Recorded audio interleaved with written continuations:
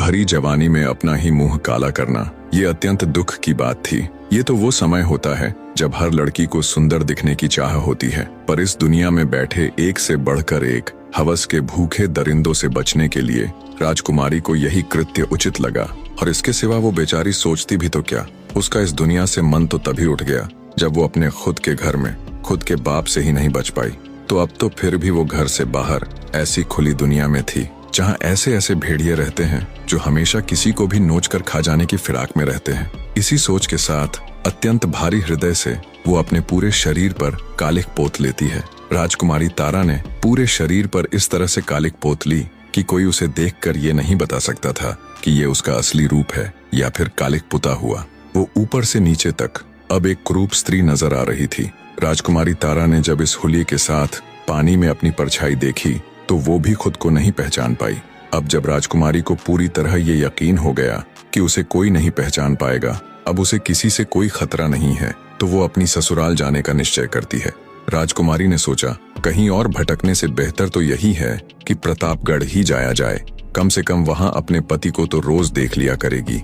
अब उनके सिवा इस दुनिया में उसका है ही कौन। हाँ, ये अच्छा विचार है। इससे मैं उनके पास भी रह लूंगी और अपने परिवार की सेवा भी कर लूंगी और किसी को कुछ पता भी नहीं चलेगा कि मैं कौन हूँ, और ना ही मुझे किसी को यह घिनौना सच बताने की जरूरत पड़ेगी। इन्हीं विचारों के साथ राजकुमारी तेजी से अपनी ससुराल यानी प्रतापगढ़ की ओर बढ़ रही थी। तभी उसे रास्ते में एक गाड़ीवान दिखाई दिया। राजकुमारी तारावती कुछ धन के बदले उसकी गाड़ी में बैठ गई।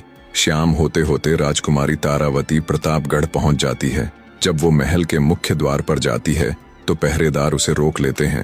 काली कलूटी बदसूरत स्त्री को देख बोहें चढ़ाते हुए पहरेदार बोले, कौन हो तुम और अंदर कहाँ चली जा रही हो?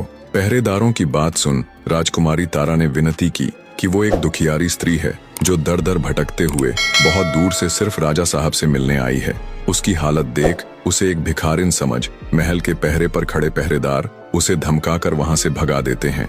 राजकुमारी तारा का दिल दहाड़े मार मार कर रो रहा था। कितनी ही मुश्किल से, कितनी ही उम्मीदों के साथ वो यहाँ आई थी।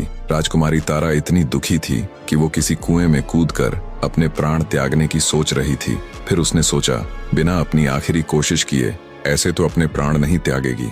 वो प्रतापगढ़ की एक सराय में रुक गई। उसने निश्चय किया कि कल सुबह फिर से अपने ससुर यानी राजा महाराज से मिलने की कोशिश करेगी। जैसे ही सुबह होती है राजकुमारी तारा फिर से राजा महाराज से मिलने का प्रयत्न करती है, पर कल शाम की ही तरह पहरेदार उसे वहां से भगा देते हैं। राजकुमारी ने निर्णय किया कि वो महल के बाहर ही राजा की प्रतीक्षा करेगी।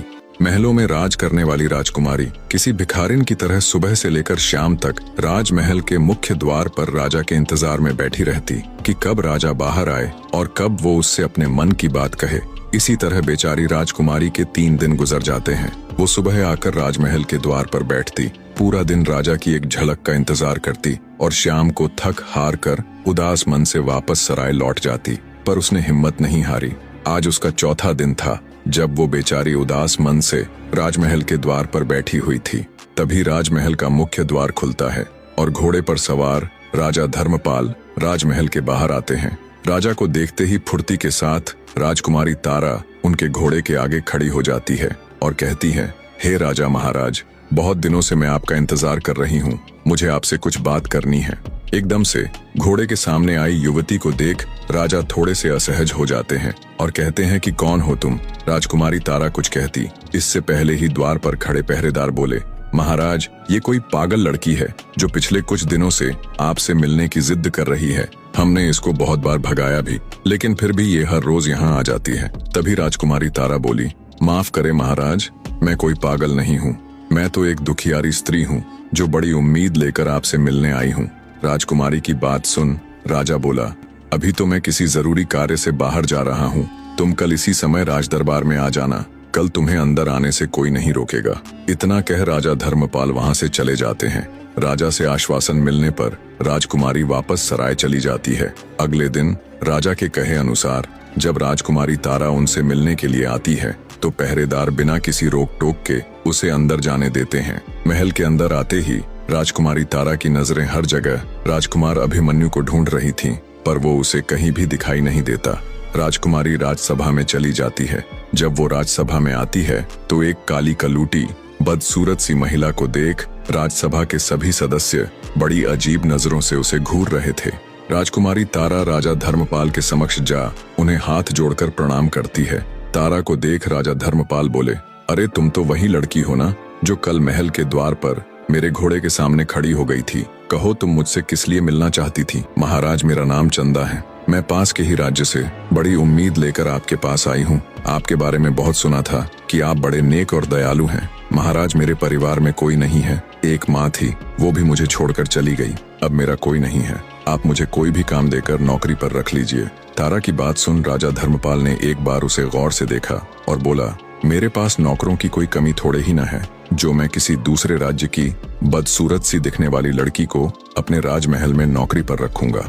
राजा के मुख से ये बात सुन राजकुमारी तारा बहुत निराश हो जाती है। आगे राजा बोला, अगर ये बात तुम मुझे कल द्वार पर ही बता देती तो मैं तुम्हें वहीं मना कर देता। खामखा तुमने मेरा और अपना वक्त बर्बाद किया। तब राजकुमारी अपनी आखिरी कोशिश करते हुए कहने लगी, महाराज, मुझे आप कुछ भी काम दे दीजिए, बस मेरी 2 शर्तें हैं। राजकुमारी तारा आगे कुछ कहती, उससे पहले ही पूरा राज्य दरबार हंसी ठहाकों से गूंज उठा। बड़ी अजीब लड़की है, राजा इसे नौकरी तक देने को तैयार नहीं है और ये है कि राजा के सामने शर्त रख रही है। बड़ी ही मूर्ख लड़की है। राजकुमारी की शर्त वाली बात सुन राजा धर्मपाल भी आश्चर्य से भर गया और उत्सुकता के साथ बोला, अच्छा बताओ तो तुम्हारी वे कौन सी शर्त है? राजकुमारी बोली, महाराज, पहली ये कि मुझे अपने काम के बदले बस 2 वक्त की रूखी सूखी रोटियां ही चाहिए, क्योंकि इससे ज्यादा की मुझे जरूरत भी नहीं है। इसलिए आप इसे मेरी पहली शर्त ही मान सकते हैं। राजा ने सोचा, बड़ी बेवकूफ लड़की है। एक तो काम के बदले सिर्फ सूखी रोटियां मांग रही है और दूसरा उसे शर्त का नाम भी दे रही है।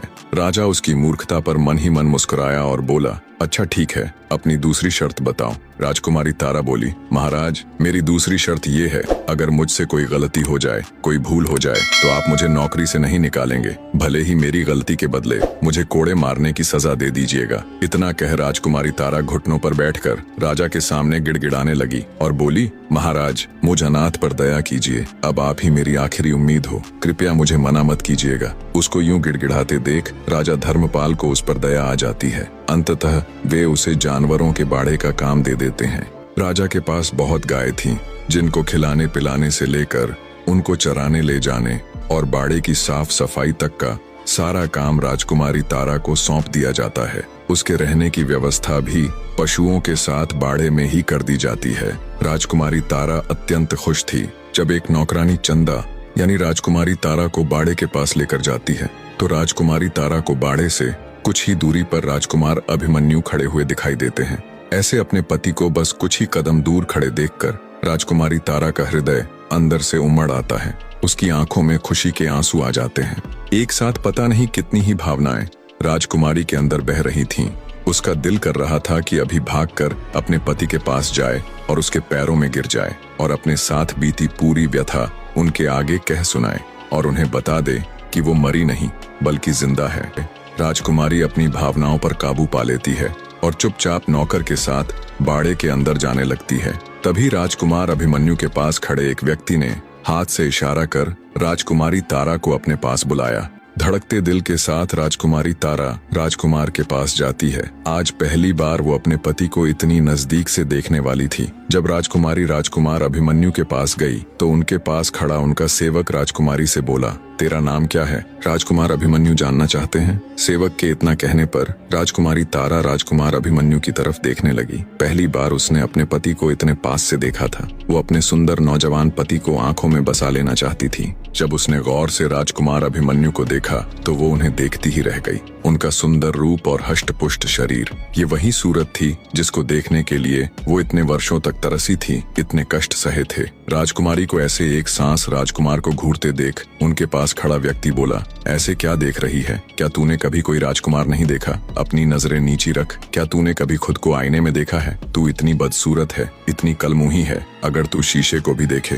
तो वो भी टूट जाएगा। इतना कह वो आदमी घिनौनी हंसी हंसने लगा। राजकुमारी तारा बेचारी शर्म से पानी पानी हो गई। तभी राजकुमार अभिमन्यु पास खड़े व्यक्ति की हरकत पर क्रोधित होते हुए बोले, अगर वो क्रूप है, काली है, बद्दी है तो इसमें इस बेचारी का क्या दोष है? अरे मूर्ख आदमी, ये तो उस ऊपर वाले की बनाई रचना है। वो किसी को कैसा तो किसी को कैसा बनाता है। किसी के शक्ल सूरत का उपहास करना मतलब उस ऊपर वाले की तौहीन करना है। राजकुमार अभिमन्यु की बात सुन पास खड़े व्यक्ति का अपना सा मुंह हो जाता है। वहीं पास खड़ी राजकुमारी ने जब राजकुमार के शब्दों को सुना तो उसके दिल में राजकुमार की इज्जत कई गुना बढ़ गई कि वो इतनी अच्छी सोच, इतने सुंदर विचारों वाले पुरुष की जीवन संगिनी है। राजकुमारी तारा शर्माते हुए राजकुमार की तरफ देखते हुए बोली, जी मेरा नाम चंदा है। राजकुमार बोला, ठीक है चंदा, अब तुम जाओ। राजकुमारी बाड़े में आकर अपने काम में मशगूल हो गई। ऐसे ही दिन बीतने लगे। राजकुमारी की अच्छी देखरेख की वजह से गायों के दूध में भी वृद्धि होने लगी। सारी गायें अब दिखने में पहले की तुलना में अधिक सुंदर, साफ सुथरी और हष्ट पुष्ट नजर आने लगी। राजकुमारी तारा को जो भी काम सौंपा जाता वो उसे पूरा मन लगाकर करती। धीरे धीरे उससे घृणा करने वाले लोग भी उसका सम्मान करने लगे। राजा अब उसे बाड़े से हटकर अन्य काम भी सौंपने लगे। हर काम को राजकुमारी पूरी लगन के साथ करती। वो हर समय इसी फिराक में रहती कि कब उसे राजकुमार अभिमन्यु के दर्शन हो। जिस दिन राजकुमारी को राजकुमार के दर्शन हो जाते वो दिन उसका बड़ी खुशी के साथ गुजरता। ऐसे बीतते समय के साथ राजकुमारी तारा के दिन भी बड़े अच्छे से गुजर रहे थे। दूसरी तरफ उसका पिता यानी राजा मदनपाल राजकुमारी के न मिलने से बहुत अधिक चिंता में रहता था। वो उसकी गुमशुदगी की घोषणा भी नहीं करवा सकता था क्योंकि उसने राजकुमारी तारा को मृत घोषित किया हुआ था। हर गुजरने वाला दिन अब राजा मदनपाल के लिए किसी नरक में बिताए गए भयानक साल के बराबर होता। रह रहकर अब उसे अपने किए का पछतावा होता। अब राजा को अपने आप से घिन आने लगी थी। अब राजा मदनपाल को पूरी दुनिया में अपने से बुरा कोई भी व्यक्ति नहीं लगता। उसे लगता जैसे सारे संसार में सबसे दुष्ट और घिनौना व्यक्ति वही है, और ये सच भी था।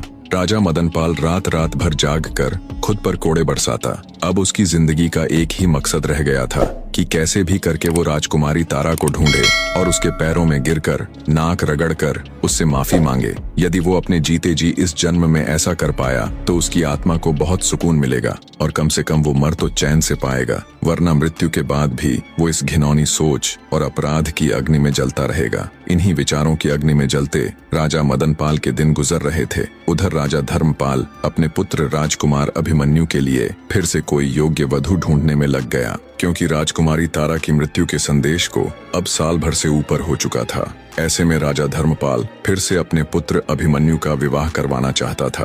राजकुमार अभिमन्यु को जब ये खबर मिली तो वो अपने पिता राजा धर्मपाल के पास जाता है। पर हर इंसान के जीवन में शादी और प्रेम केवल एक ही बार होता है, और मेरे जीवन में वो हो चुका है। भले ही मैंने राजकुमारी तारावती के साथ समय व्यतीत न किया हो, पर मेरा प्रेम तो उसी से है। मुझ में ही कोई दोष होगा, तभी तो वो मुझे छोड़कर चली गई। और इस बात की क्या प्रतिभूति है कि मेरे दूसरे विवाह के पश्चात मेरी दूसरी पत्नी जिंदा रहेगी। तो हे पिताश्री, मैं अब दूसरी शादी नहीं करूंगा। पर राजा धर्मपाल के ऊपर राजकुमार की बातों का कोई फर्क नहीं पड़ा। उसने अपनी तलाश जारी रखी। जब ये बात उड़ते उड़ते राजकुमारी तारा के कानों तक पहुंची कि उसका पति उससे इतना प्रेम करता है कि वो अब दूसरा विवाह तक नहीं करना चाहता, तो वो भाव विभोर हो उठी। उसकी आंखों से अश्रु बह निकले। उसका मन कर रहा था कि वो अभी भागी भागी अभिमन्यु के पास जाए और उससे लिपटकर अपनी सारी व्यथा उसे कह सुनाए। पर किस मुंह से वो अपनी आप बीती राजकुमार अभिमन्यु के सामने बताए? किस मुंह से उसे ये कहे कि उसका पिता कितना नीच और घिनौना व्यक्ति है? ये विचार उसके मन में आते ही राजकुमारी के कदम आगे बढ़ ही नहीं पाते। वो बेचारी चुपचाप एक कोने में बैठकर बहते नेत्रों के साथ अपने भाग्य को कोसने लग जाती है। दिन बीतते गए। आखिरकार राजा धर्मपाल को राजकुमार के विवाह हेतु एक कन्या पसंद आ ही जाती है। राजकुमार अभिमन्यु को जब पता चला तो उसने बहुत मना किया, पर राजा धर्मपाल ने उसकी एक भी न सुनी और उसका विवाह पक्का कर दिया। जब ये खबर राजकुमारी तारा तक पहुंची तो उसके चेहरे पर बेबसी और क्रोध के मिश्रित भाव थे। राजकुमारी तारावती ने निश्चय किया कि चाहे कुछ भी हो जाए, चाहे उसे कुछ भी करना पड़े, वो राजकुमार अभिमन्यु का विवाह अन्य किसी दूसरी स्त्री के साथ नहीं होने देगी। एक औरत सब कुछ सहन कर सकती है, पर अपने जीते जी अपने पति का विवाह किसी दूसरी औरत के साथ ये वो कदापि नहीं देख सकती। ये उसके लिए कभी न खत्म होने वाले अंगारों के रास्ते पर चलने जैसा है। अगले दिन राजा ने चंदा को राज दरबार बुलाया और राजकुमार के विवाह से संबंधित सारा कार्य उसे सौंपते हुए कहने लगे, चंदा, जो भी काम तुम्हारी देख रेख में होता है वो एकदम सही तरीके से होता है। तो राजकुमार अभिमन्यु की शादी में जो भी छोटे मोटे काम होंगे, जैसे खाने पीने की व्यवस्था, साजो सजावट की व्यवस्था और कपड़े वगैरह, उन सब की जिम्मेदारी तुम्हारी है। चंदा अंदर ही अंदर जल भुन गई। उसे लगा जैसे राजा उसको उसी की अर्थी जलाने की जिम्मेदारी दे रहे हो। चंदा बेचारी चुपचाप हाँ में गर्दन हिलाकर दरबार से चली जाती है। राजकुमार अभिमन्यु की शादी का मुहूर्त कुछ ही दिन बाद का निकला था। सब कुछ इतनी जल्दी करने की वजह थी राजा धर्मपाल का डर। उसे डर था कि शादी से नाखुश राजकुमार कोई बखेड़ा खड़ा न कर दे, इसलिए वो जल्द से जल्द उसका विवाह संपन्न करवाना चाहता था। दिन बीतते जा रहे थे। हर बीतते दिन को राजकुमारी तारा रो रो कर काट रही थी। उसे कुछ भी समझ नहीं आ रहा था कि वो ऐसा क्या करे जिससे राजकुमार अभिमन्यु की शादी टल जाए। दूसरी तरफ महल में शादी की तैयारियां जोरों पर थीं। अब शादी में सिर्फ 2 दिन ही शेष रह गए थे। राजकुमार की शादी थी तो राजा ने बहुत बड़े भोज का आयोजन भी किया हुआ था। आसपास के सभी गांवों से लेकर पास लगते राज्यों तक को भोज का निमंत्रण दिया हुआ था। पुराने समय में जब बड़े पैमाने पर भोज का आयोजन किया जाता तो भोजन के लिए मिट्टी के बर्तन उपयोग में लाए जाते थे। तो शादी भोज के लिए कुम्हार जब मिट्टी के बर्तनों को लेकर राजमहल आया तो उसने चंदा से पूछा, इन बर्तनों को कहाँ उतारना है? गुस्साई चंदा बोली, इन्हें बाहर ले जाकर पटक दो। चंदा की बात सुन कुम्हार असमंजस में पड़ गया। अब चूंकि राजा ने चंदा को ही देख रेख का कार्यभार सौंपा हुआ था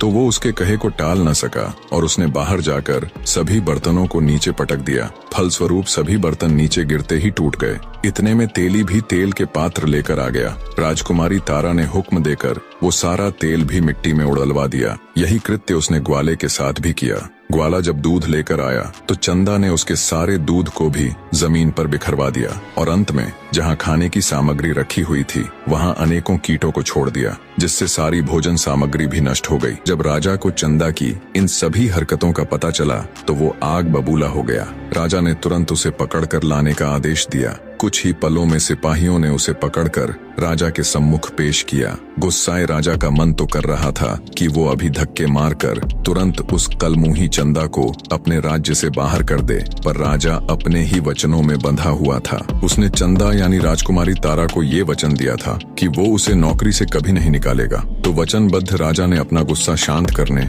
और चंदा को उसकी सजा देने के लिया कि इसको 100 कोड़े मारे जाएं। कोड़े भी ऐसे कि हर कोड़े के साथ इसकी खाल उधड़ जाए। इसको पता तो चलना चाहिए कि इसने क्या जरूरत की है। राजा के आदेश पर राजकुमारी तारा को 100 कोड़े लगाए गए। कोड़े लगने से घायल बेचारी चंदा खून के आंसू रो रही थी। मारे दर्द के वो बिलबिला रही थी। कोड़े मारने की सजा पूरी होने पर सिपाही उसको उसकी झोपड़ी में छोड़ जाते हैं। वहाँ उसे उसी हालत में पड़े पड़े 1 दिन और निकल जाता है। किसी ने भी राजकुमारी तारा की कोई सुध नहीं ली। एक तो कोड़ों की मार, ऊपर से राजकुमार की शादी का दुख, मानो दुनिया जहान के सारे दुख बेचारी राजकुमारी को एक साथ मिल गए हों। उसे सबसे ज्यादा दुख तो इस बात का था कि कल ही राजकुमार अभिमन्यु की शादी है। राजकुमार की शादी को टालने की उसकी हर योजना असफल हो चुकी थी। दुखी बैठी राजकुमारी तारा के मन में फिर से एक विचार आया, जिससे उसकी आंखें एक बार फिर चमक उठी। अचानक वो अपने सारे दुख दर्द भूल एक नई ऊर्जा के साथ उठ खड़ी होती है और अपने दर्द को भूल हिम्मत करके राजा की घुड़साल में जाती है और राजा के सबसे तेज भागने वाले घोड़े को ले तेजी के साथ वो उस नगर की ओर चल पड़ती है जहां राजकुमार अभिमन्यु का विवाह होना था। हवा से बातें करते घोड़े की बदौलत राजकुमारी तारा कुछ ही घंटों का सफर तय कर रोजीवास नगर पहुंच जाती है। रोजीवास नगर राजकुमार अभिमन्यु की ससुराल यानी उसकी होने वाली पत्नी का घर था। वहां पहुंचकर अपनी योजना के तहत राजकुमारी तारा घोड़े को बाहर खड़ा कर राजमहल में प्रवेश कर जाती है। राजकुमारी विलासिनी अपने कमरे में अकेली बैठी है। कल होने वाले विवाह की तैयारियों के चलते वो थोड़ी व्याकुल सी थी। तभी राजकुमारी विलासिनी को दरवाजे पर किसी की दस्तक महसूस हुई तो वे बोल पड़ी, कौन है बाहर? राजकुमारी तारावती बोली, राजकुमारी जी, मैं आपकी सेविका हूँ, आपसे कुछ जरूरी बात करनी है, बहुत जरूरी है। राजकुमारी विलासिनी थोड़ा संकोच करते हुए बोली, अच्छा अंदर आ जाओ। राजकुमारी की सहमति मिलने पर राजकुमारी तारा झुके हुए सिर के साथ अंदर आ जाती है। उसको देख राजकुमारी विलासिनी बोली, बोलो क्या बात है? तारावती बोली, माफ करे राजकुमारी जी, मैं अच्छे से जानती हूँ कि कल आप राजकुमार अभिमन्यु से विवाह करने जा रही हैं, पर आपको यह विवाह नहीं करना चाहिए। तारावती की बात सुन राजकुमारी विलासिनी चौंक जाती है और कहती है, क्या कह रही हो तुम? मैंने तो तुम्हें इससे पहले कभी राजमहल में नहीं देखा। तब तारावती धीरे से राजकुमारी के पास आई और बोली, राजकुमारी जी, मैं आपको सब कुछ बता दूंगी, बस आप थोड़ा धीरज रखकर मेरी पूरी बात सुन लीजिएगा एक बार। मैं चाहती थी कि शादी से पहले आपको ये सच्चाई जरूर पता होनी चाहिए। तारावती की बात सुन राजकुमारी विलासिनी के सब्र का बांध टूट जाता है। वो सख्ती से बोली, ये पहेलियां बुझाना बंद करो और साफ साफ कहो जो तुम कहना चाहती हो। तब राजकुमारी तारावती बोली, राजकुमारी जी, राजकुमार अभिमन्यु यानी आपके होने वाले पति की पहली पत्नी अभी मरी नहीं है। ये सुन राजकुमारी विलासिनी स्तब्ध हो उठ खड़ी हुई और बोली, ये क्या कह रही हो तुम? सबको तो यही बताया गया कि उनकी पत्नी मर चुकी है। तारावती बोली, नहीं राजकुमारी जी, वो जिंदा है, पर कुछ मजबूरियों के चलते उसने अपनी हकीकत को छुपा रखा है। वो अब भी अपने पति को बेइंतहा प्यार करती है। राजकुमारी विलासिनी बोली, पर वो है कौन और तुम ये सब कैसे जानती हो? तब राजकुमारी तारावती धीरे से अपनी ओढ़नी हटाती है और कहती है, मैं ही हूँ तारावती, राजकुमार अभिमन्यु की पहली पत्नी। ये सुन राजकुमारी विलासिनी स्तब्ध सी खड़ी रह जाती है। फिर बोली, क्या है ये सब? मुझे अब भी कुछ समझ नहीं आ रहा। तब राजकुमारी तारावती शुरू से लेकर आखिर तक अपनी पूरी आप बीती राजकुमारी विलासिनी के आगे कह सुनाती है कि कैसे उसके धूर्त पिता के कारण उसे आधी रात को राजमहल छोड़ना पड़ा और क्यों उसने अपने सुंदर रूप को बिगाड़कर खुद को एक कुरूप स्त्री बना लिया और कैसे वो राजकुमार अभिमन्यु के महल में एक नौकरानी की तरह रह रही है। इतना कह राजकुमारी तारा अपनी ओढ़नी के पल्लू से अपने चेहरे की कालिक हटाती है। ये देख और पूरी बात जान राजकुमारी विलासिनी स्तब्ध रह जाती है। आगे राजकुमारी तारा बोली, माफ करना बहन, पर अब भी राजकुमार अभिमन्यु मुझसे बहुत प्यार करते हैं। उनकी नजरों में ये जानते हुए भी कि मैं इस दुनिया में नहीं हूँ, वो तो शादी के लिए बिल्कुल भी तैयार नहीं थे, पर अपने पिता के कारण मजबूरी में वो ये सब कर रहे हैं। राजकुमारी तारा की पूरी बात सुन और कहती है, तो फिर तुम ये सब राजकुमार को बता क्यों नहीं देती? कब तक अपने मुंह पर ऐसे कालिक पोते अपनी सच्चाई को छुपाती फिरोगी?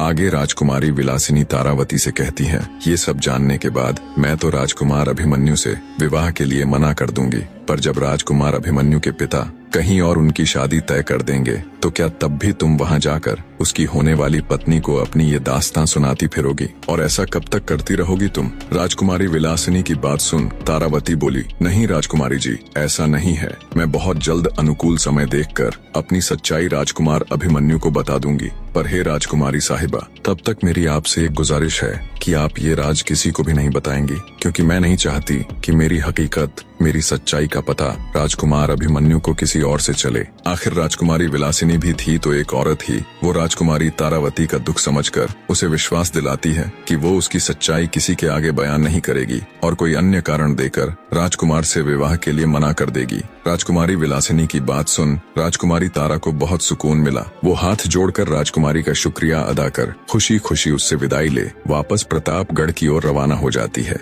राजकुमारी तारा जल्दी से जल्दी प्रतापगढ़ पहुंचना चाहती थी। वो नहीं चाहती थी कि उसके बाहर जाने की खबर किसी को भी पता चले। राजकुमारी तारावती के जाने के बाद राजकुमारी विलासिनी अपने माँ बाप के पास जाती है। देखा तो वो दोनों बहुत खुश थे और कल होने वाले उसके विवाह की ही चर्चा कर रहे थे कि इतना अच्छा दामाद तो बड़ी किस्मत से मिलता है। उनको खुश देख राजकुमारी विलासिनी का मन थोड़ा उदास हो जाता है, पर फिर भी वो कड़ा हृदय करके उनके पास जाती है और कहती है कि वो ये विवाह नहीं करेगी। उसकी बात सुन उसके माता पिता हैरानी के साथ उससे विवाह न करने की वजह पूछते हैं। तब राजकुमारी बोली, माफ करना पिताजी, माताजी, मुझे बहुत अजीब सा लग रहा है। मेरा दिल बिल्कुल भी ये शादी करने की गवाही नहीं दे रहा। मुझे ऐसा प्रतीत हो रहा है कि इस शादी से कोई खुश नहीं रह पाएगा, ना मैं, ना राजकुमार अभिमन्यु और ना आप सब। अंततः मैं ये फैसला बहुत सोच समझ कर ले रही हूँ। आप लोग मुझ पर भरोसा कर मेरा यकीन कीजिए और कोई अन्य सवाल मत पूछिएगा बस। राजकुमारी की बात सुन उसके माता पिता दुखी मन से उसकी बात स्वीकार लेते हैं। अगले दिन राजकुमारी विलासिनी के पिता अपने एक विश्वास पात्र सेवक के हाथों शाही पत्र में ये सूचना लिखकर राजा धर्मपाल के पास भिजवा देते हैं। सेवक जब शाही पत्र ले राजा धर्मपाल के पास जाता है तो वे तुनक जाते हैं। उनके चेहरे पर चिंता के भाव उभर आते हैं, क्योंकि इससे पहले जब उन्हें ऐसा पत्र मिला था तब उस पत्र में उनकी पुत्र वधू की मृत्यु का समाचार था। इसीलिए किसी अनहोनी की आशंका के साथ वे अनमने ढंग से सेवक को आदेश देते हुए पत्र पढ़ने को कहते हैं। राजा का आदेश मिलने पर सेवक पत्र पढ़ना शुरू करता है। श्रीमान महाराज धर्मपाल जी को मेरा सादर प्रणाम। आपके द्वारा राजकुमारी विलासिनी और राजकुमार अभिमन्यु के मध्य प्रस्तावित विवाह हेतु जो स्नेह और विश्वास प्रकट किया गया उसके लिए हम हृदय से आभार प्रकट करते हैं, परंतु अत्यंत खेद के साथ सूचित करना पड़ रहा है कि हमारी पुत्री राजकुमारी विलासिनी इस विवाह प्रस्ताव से विनम्रता पूर्वक पीछे हटने का निर्णय ले चुकी हैं। राजकुमारी का मत है कि यह विवाह दोनों राज्यों के सम्मान और भविष्य की शांति के लिए यदि न हो तो अधिक उचित रहेगा। उनके मन में इस संबंध को लेकर एक ऐसा आंतरिक द्वंद्व उत्पन्न हुआ है जिसे उन्होंने पूरी शिष्टता व आत्मगौरव के साथ हमारे समक्ष रखा कि यह निर्णय किसी बाहरी दबाव, असम्मान या अपमान के कारण नहीं लिया गया है, बल्कि यह हमारी पुत्री की अंतरात्मा की आवाज है जिसे हम नकार नहीं सकते। हमें पूर्ण विश्वास है कि आप हमारे इस निर्णय को सम्मान देंगे और दोनों राज्यों के मध्य सौहार्द एवं मैत्रीपूर्ण संबंध पूर्ववत प्रगाढ़ बने रहेंगे। आपका सदा शुभ चिंतक महाराज रत्नवर्धन सिंह। ये खबर सुनते ही राजा धर्मपाल के पैरों नीचे से जमीन खिसक जाती है। विवाह की सारी तैयारियां हो चुकी थीं, पर अब अचानक ये मनहूस खबर। ये दूसरी बार था जब उनके बेटे के विवाह में अड़चन आई थी। राजा धर्मपाल अपने सिर को पकड़कर गहरी चिंता में चले जाते हैं। दूसरी बार घटी इस दुखद घटना के कारण राजा धर्मपाल दुखी हृदय से ये सोच ही रहे थे कि पता नहीं उनके पुत्र के साथ ही बार बार ये सब क्यों हो रहा है। इतने में दरबार में ही मौजूद राजकुमार अभिमन्यु उठकर उनके पास आते हैं और गुस्से से कहते हैं, देख लिया पिताजी, हम तो आपको पहले ही मना कर रहे थे और कह रहे थे कि अगर हमारे भाग्य में विवाह सुख होता तो हमारी पहली पत्नी मरती ही नहीं, पर आप किसी की सुने तब ना। अब बस बहुत हुआ ये सब। अब अगर फिर से आपने मेरा विवाह करने की कोशिश की तो आप मेरा मरा मुंह देखेंगे। इतनी बात कहकर गुस्से और दुख के मिश्रित भावों के साथ राजकुमार अभिमन्यु पैर पटकते हुए दरबार से चले जाते हैं। इधर राजकुमारी तारा भी प्रतापगढ़ पहुंच जाती है और महल के पिछले दरवाजे से चुपचाप बिना किसी को कानों कान खबर लगे घोड़े को घुड़साल में ज्यों का त्यों बांधकर वापस अपने स्थान पर आ जाती है। जब उसे रोजीवास नगर से आए शाही पत्र की बात पता चली और मालूम हुआ कि राजकुमार अभिमन्यु का विवाह टूट गया है तो वो मन ही मन बहुत प्रसन्न हुई। फिर से उसके दिन खुशी खुशी कटने लग जाते हैं। समय बीतने लगता है। चंदा यानी राजकुमारी तारा का ये नियम था कि वो दोपहर के समय नित्य नियम से सभी गायों को चराने के लिए जंगल लेकर जाया करती थी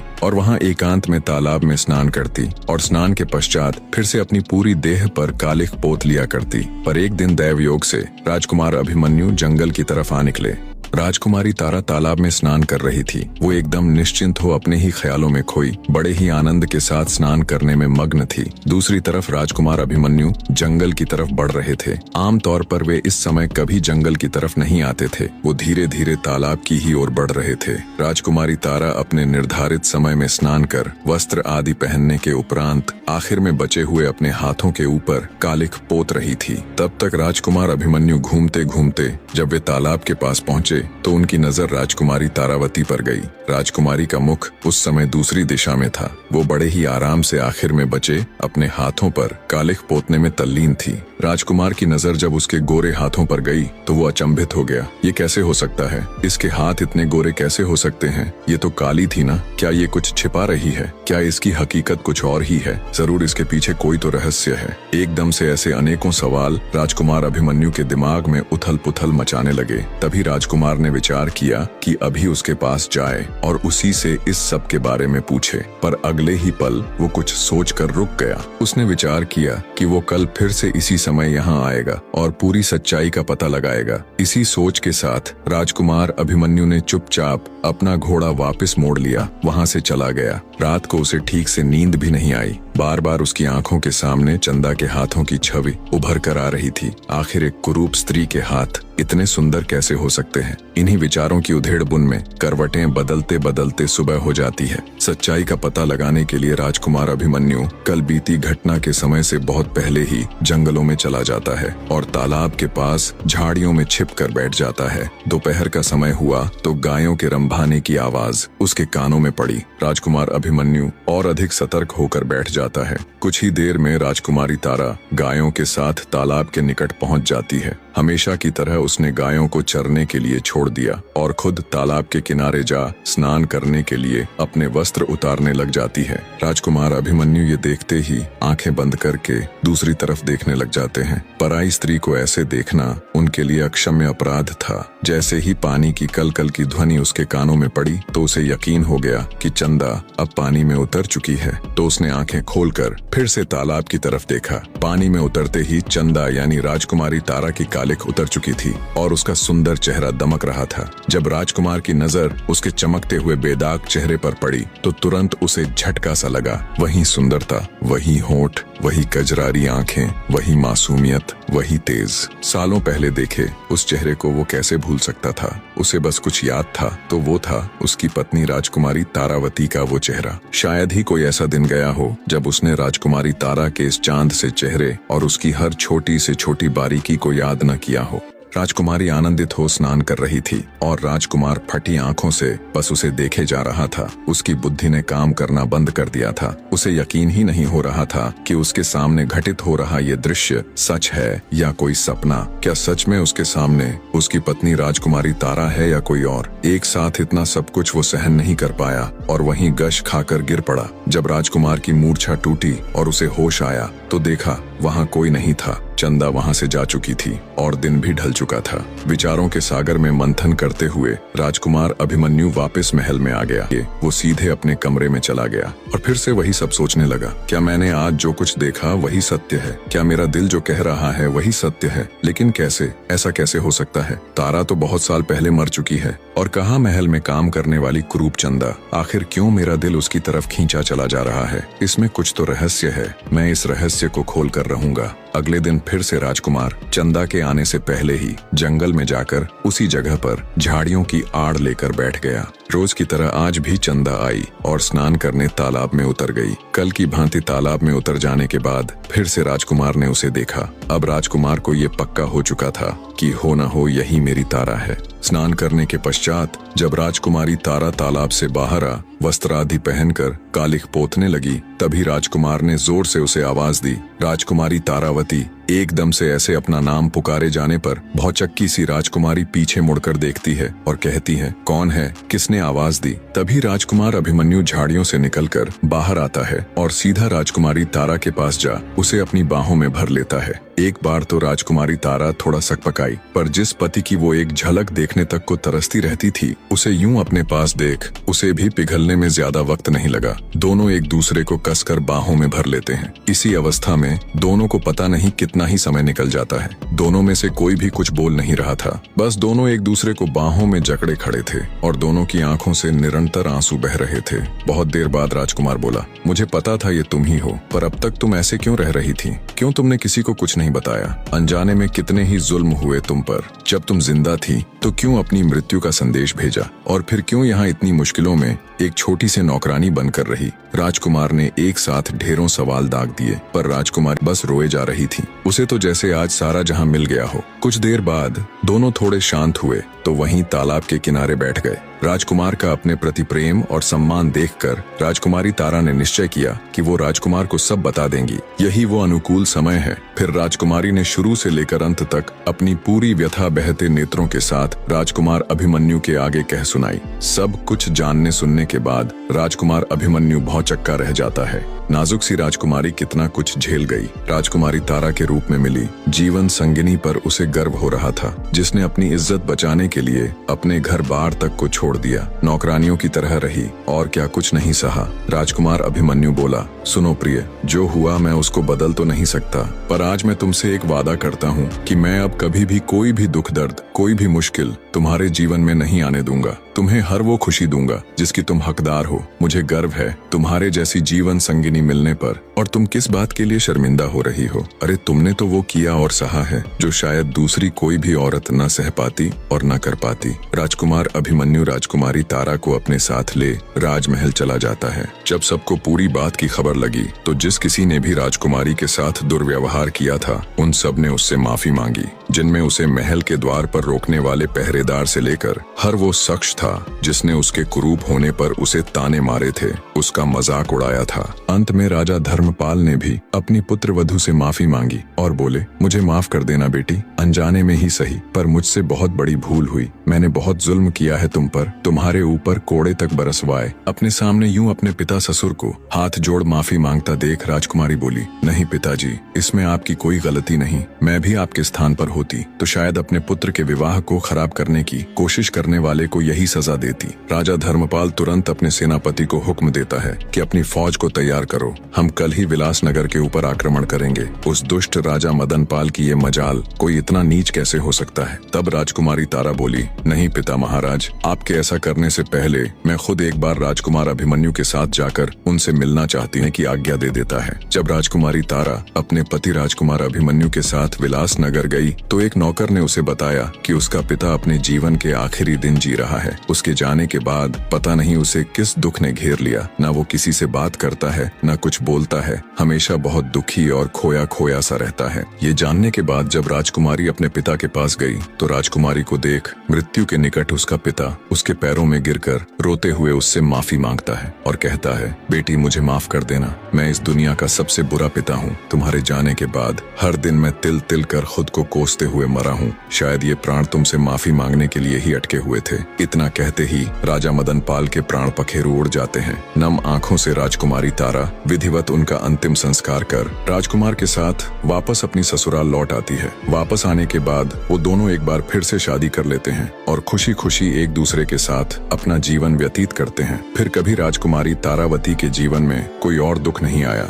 निष्कर्ष, यह कहानी हमें जिंदगी के उस गहरे सत्य से रूबरू कराती है जिसे हम अक्सर भूल जाते हैं कि असली सुंदरता और शक्ति हमारे भीतर होती है, न कि हमारे बाहरी रूप में। राजकुमारी तारा की पीड़ा और उसका आत्मसम्मान ये बताता है कि जीवन की असली परीक्षा तब होती है जब हम टूटते हुए संसार में भी अपने अंदर की आत्मा की शुद्धता और अपराजेयता को कायम रख पाते हैं। हमारे कर्म और हमारी समझ ही हमें बांधते हैं या आजाद करते हैं। तारा ने हर जुल्म सहते हुए भी अपने दिल की पवित्रता नहीं खोई, यही उसकी सबसे बड़ी विजय थी। राजकुमार अभिमन्यु का प्रेम और उसकी ममता दिखाती है कि जब इंसान सच्चे दिल से देखता है तो वह बाहरी आवरण को पार कर अंदर की आत्मा को पहचानता है। यही सच्चा प्रेम है जो दुखों में भी साथ देता है, माया और दिखावे से परे। दुष्ट राजा मदनपाल की मृत्यु यह भी दर्शाती है कि अधर्म की सत्ता अस्थायी है, अंत में न्याय और सत्य का ही राज्य होता है।